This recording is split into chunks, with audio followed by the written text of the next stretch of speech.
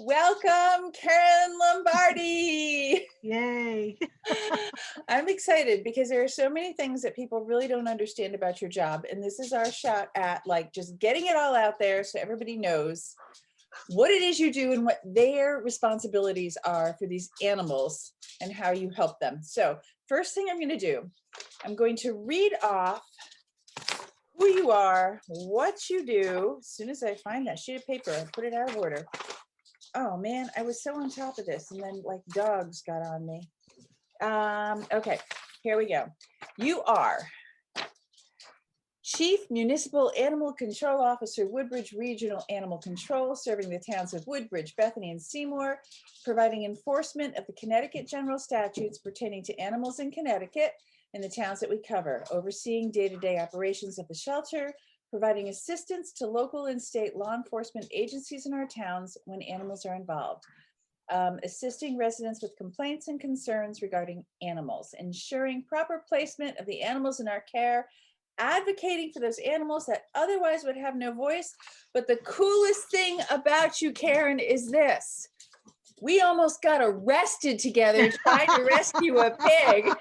We did. That we did. It was a great day. I was Yep. kind of disappointed. I was like, I'd never been handcuffed that well anyway. There you And go. so the point is, if I was going to be arrested with anybody, it would be with you. You are so There you cool go. under pressure. It like boggles my mind. I am not, unless it's like a medical emergency with an animal, and then I'm like, boom. But everything else. So anyway, so you've been doing this for how long? 16 years? This time around, yeah. This time around. You've been doing animals forever, right? Forever. Okay, so now I've done some time down at your shelter for Mhm. various things. What makes that shelter special? I mean, you go there and anybody can look at it and go, well, this is different. What is it? Well, I think the fact that we have a lot of animals here other than dogs and cats. Our chickens work here. They keep the bug populations down. We don't use pesticides in the town of Woodbridge. Mhm. And without the chickens and the guinea fowl, we would be inundated with ticks and fleas as we were before we hired them to do the job. Interesting. So people walk through, they feel it's, I think, a calm place for them to come and see the animals and stuff. Right. Good. I think so too. And there's such a variety of animals because you're in a very mixed area. You've got, and here my birds are getting going. You're going to start Yep. listening to them now. Horatio, please. Whatever. But there's a lot of farm in Bethany, and where it's more Right. city and Orange, and Woodbridge is kind of a mix. And so anyway, you get a lot of it. I mean, how many calls do you get for goats and sheep loose? Oh, quite a few actually. Quite a few. Quite a few. Yeah. Goats, sheep, cows, Yeah. donkeys. Yeah. Yeah. Yeah. It happens a lot. I know. Because I hear about those in particular. Yep. All right. So I want to ask, when did you realize that animals were your calling? It was all you wanted to do. I think it was just always there from the moment I landed on this earth. I think that I just knew. I was just always around them, always loved them, just Right. always.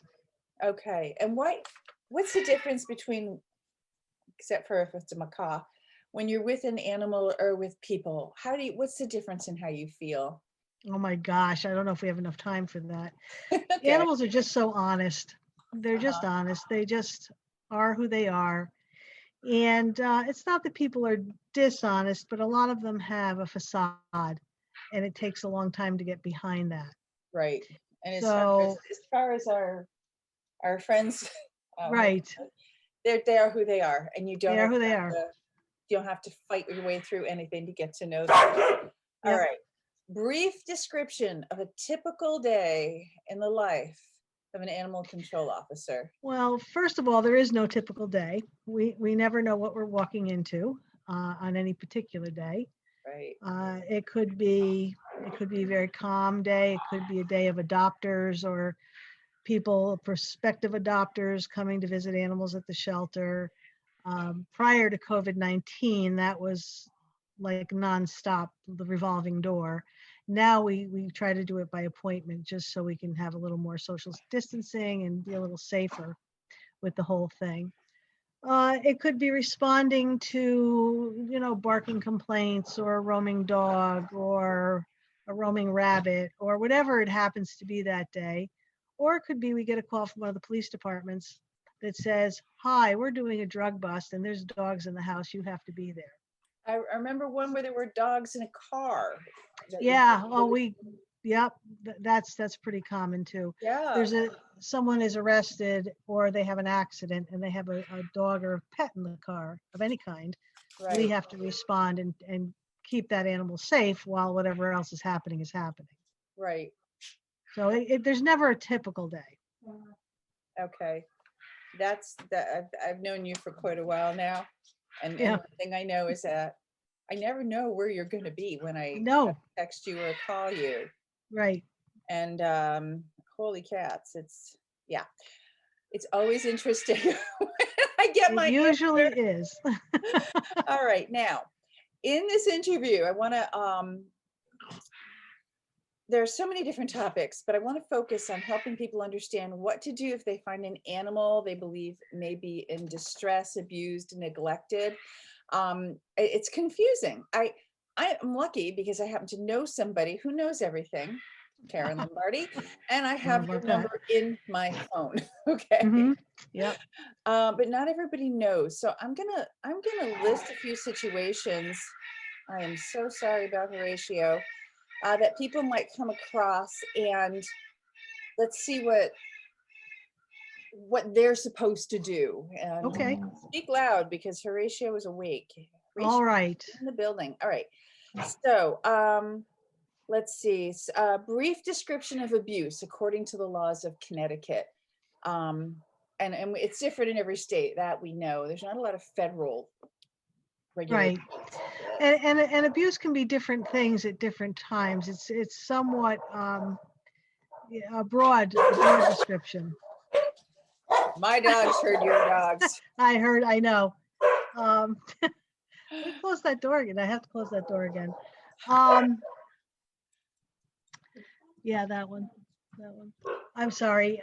It's okay. Abuse.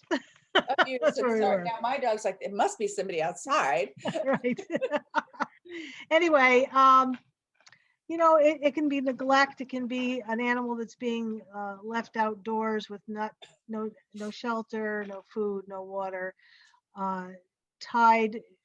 We do have a chaining law in Connecticut now, so Mhm. you're limited as to how long a dog can be tethered outside, Right. and there are parameters that they have to be within. But a lot of abuse situations are just neglect. The animals are left out there. They're not fed, watered, cared for, provided shelter, adequate shelter. But the other parts of abuse are if you overwork an animal, if you overdrive a horse, Mhm. if you overburden the animal. There's a lot of different parameters that we have to look at when we're looking at an abusive situation. And really, it's never very clear cut, because okay, we worked together on the Cheyenne rescue, a Yep. horse that had been basically locked in a stall for a year and a half. The saddest thing is these people truly did not understand how to Yeah, I take think care of this horse. that's often the case. I think that the amount of actual intentional cruelty are probably much less than the cruelties that are prosecuted Right, as cruelty, because they're still cruel. It's just born of ignorance, not of malintention. right, and that we've seen a lot of, Yep. actually. Yep. All right, so a couple quick ones. There's a dog tied in a neighbor's yard, no shelter, dirty water, barking all day, won't shut up. What do you do? You call animal control, and we go out and we usually do first time we give them a verbal warning. If unless it's truly a neglect case, but if it's just they weren't thinking, they left the dog out. Dogs bark. Everybody knows dogs bark, but they can't bark continually and relentlessly and they can't disrupt everybody. Right. Because it's just not fair and it's just not okay and it's just not legal. It then becomes a nuisance, which is punishable by law. So Horatio! What about macaws? What about I don't think we no, have anything in the book about macaws. what? No, There I don't are think people's so. dogs who are afraid to walk past my house because they see yells at them. There you go. Anyway, okay, so yeah, So so noise ordinances. well, and different towns do have different noise ordinances. That's different than just the Right. nuisance parking. And for you, But- there's 3 different towns with 3 different, Correct. right? Right. Some have leash laws, some don't. Some have noise ordinances, some don't. So for us, we have to know what it is in each particular town. Right, right. And I think the rule of thumb is, if you wouldn't want to be listening to it all day long, your neighbor probably doesn't either. You know, Because they can hear right. my bird from 3 houses away. Well, luckily, Yeah. there's nothing that governs birds. Oh, I should have thrown him some graham crackers. There's a bunch of them in there, you know, but this one is Right. the one who's very competitive when I'm trying to talk. Okay. Sure. Here's another one. I have discovered a feral cat colony in my neighborhood. No one seems to be taking care of them. What are my options? So, as a You know law what? enforcement, You do that, but I'm going to go throw a graham cracker at this bird, but keep talking. okay, as a law enforcement agency, there are no laws governing cats in the state of Connecticut. So a cat can roam, and we can't pick up stray cats because they may belong to someone. We have no way of knowing whether they do or they don't.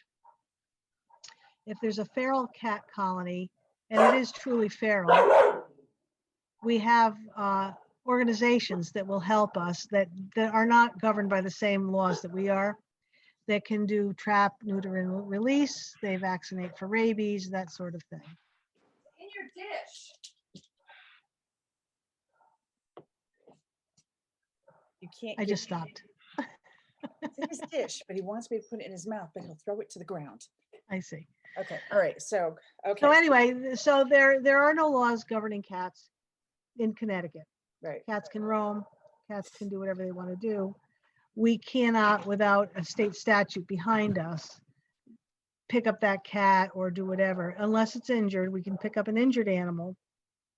We can take a surrender, but we cannot pick up stray cats legally.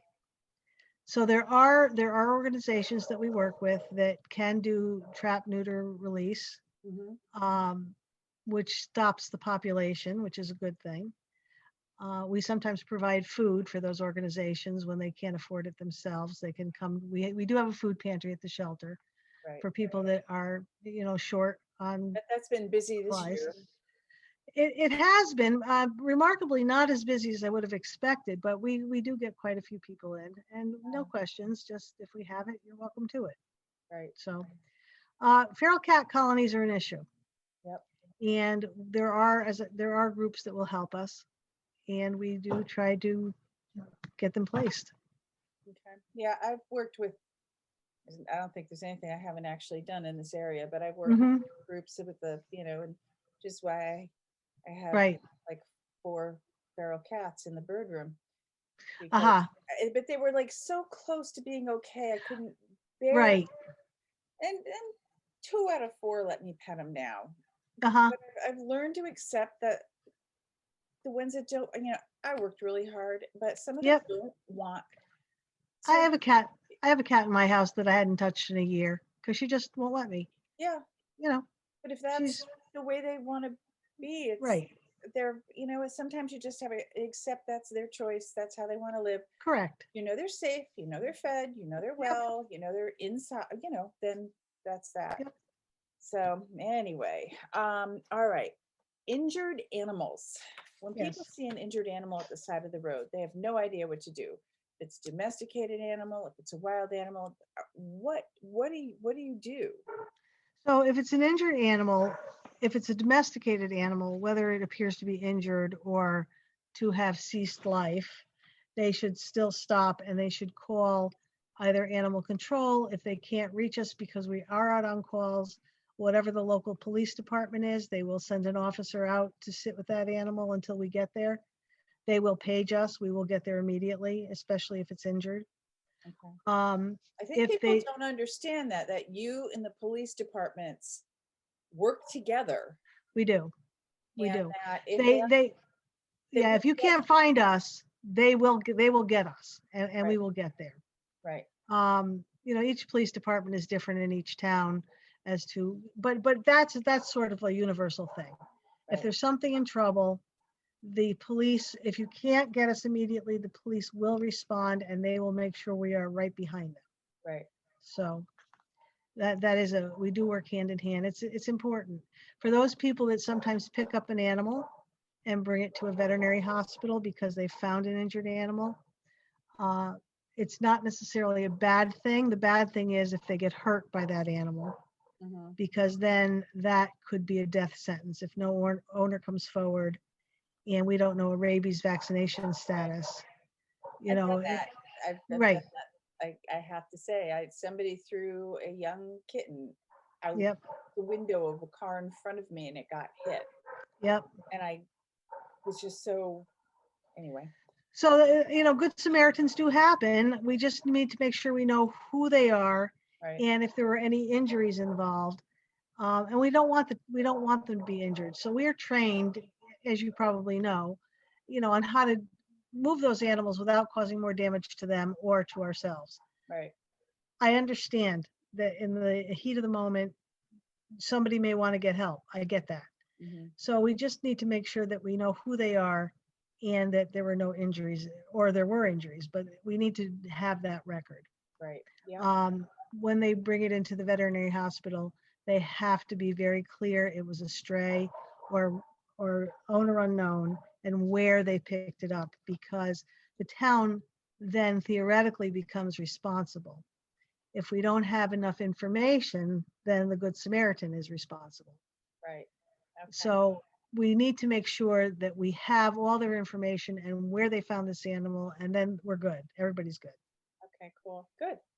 All right, here's one. I was walking today and I found a loose puppy, and it was the cutest little puppy, and it was just the puppy I wanted, exactly the one to add to my pile of puppies. Can I just keep it? What do I do? You can keep it if you want to be arrested.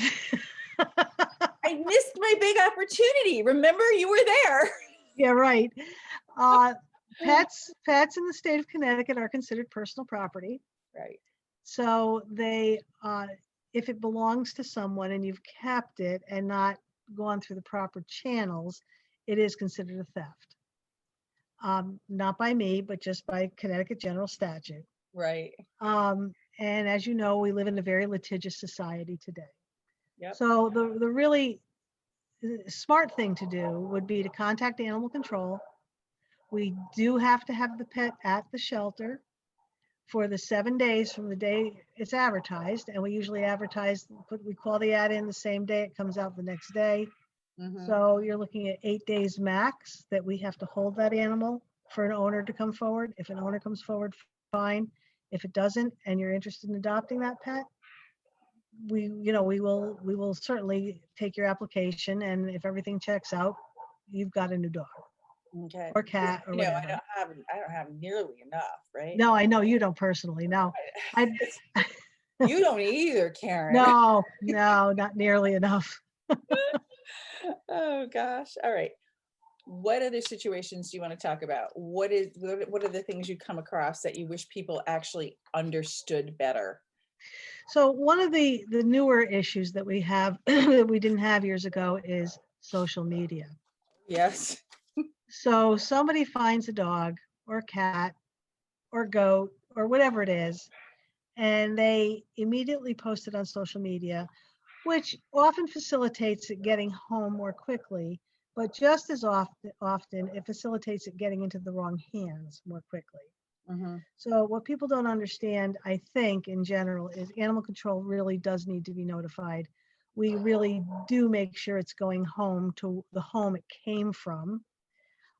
People will often see that cute puppy they've always been looking for advertised as found, and wow, this is a great opportunity to say, hey, that's my dog. That's my dog. And it's not. Yeah, So that becomes an issue. And then there are those people that try to hold on to the pet, whatever it is, and think that they can do a better job placing that pet because Mhm. they don't want it I've seen at it online. I at have. the shelter. Facebook is So famous for yeah, that. yeah, and it's very frustrating when it's someone's pet. We've had numerous dogs that we have gotten in, scanned for microchip, found the owner. One family had their dog stolen over a year ago. They were on vacation in Pennsylvania.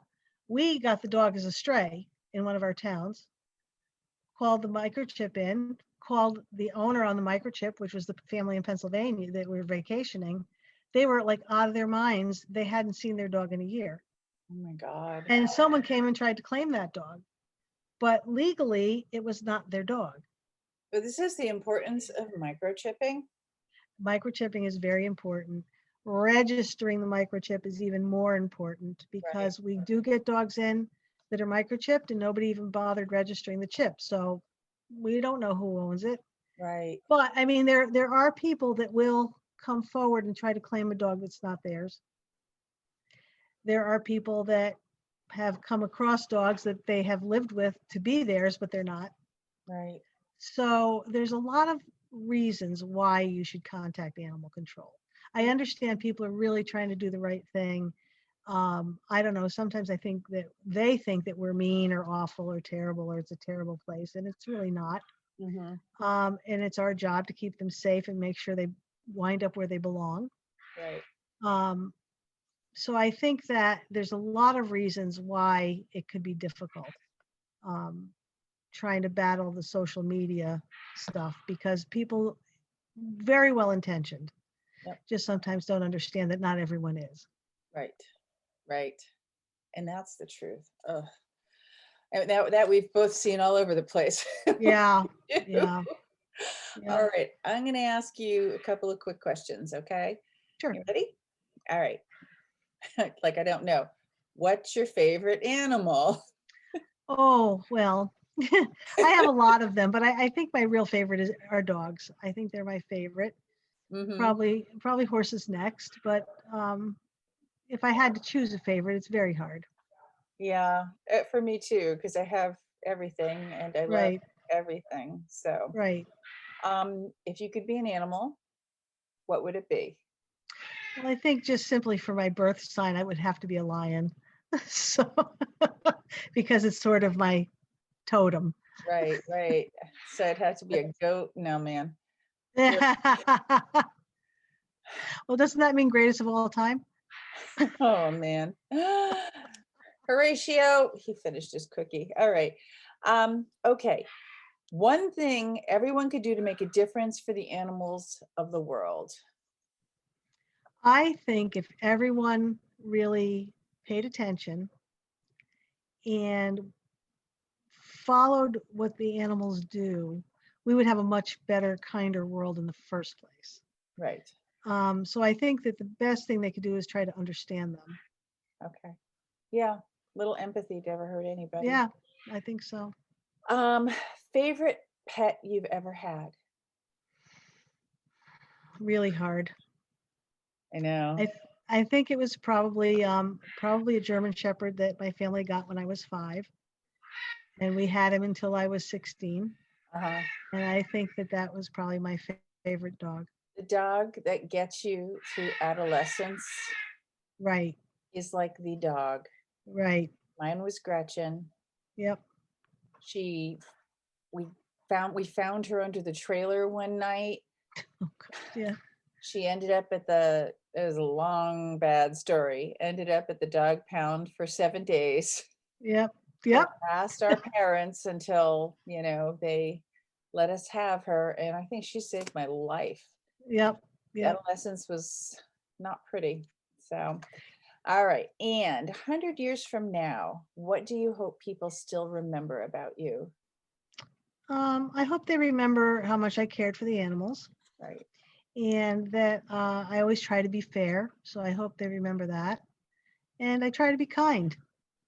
And I don't know what else to say. That's it. That's fine. That's probably the best answer. Well, for me.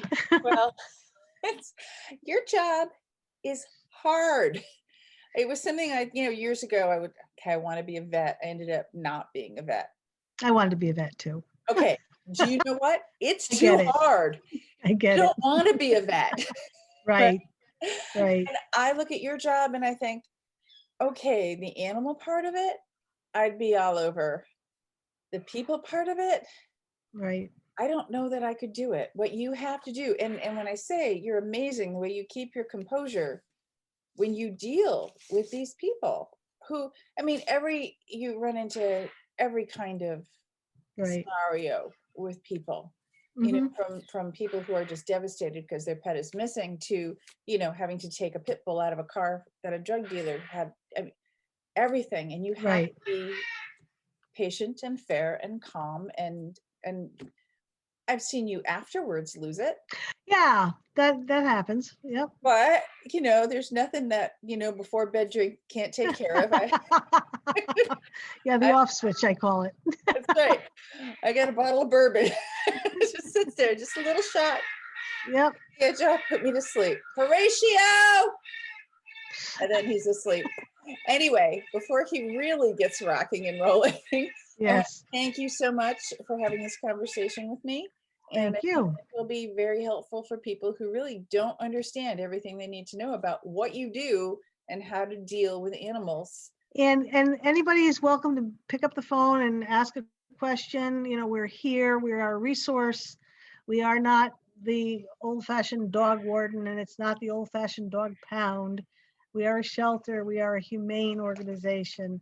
Right. And if there's an opportunity, for instance, someone wants to surrender a pet because they can no longer afford to feed it or care for it, we would rather give you the food to keep your pet in its home than take your dog away from you. Right. Yep. So it's a different world than it used to be. Yeah. Yeah. So God, remember the Little people, Rascals dog pound with the yeah, gas yeah, chamber? yeah, And Petey would always yeah, be sitting there. yeah.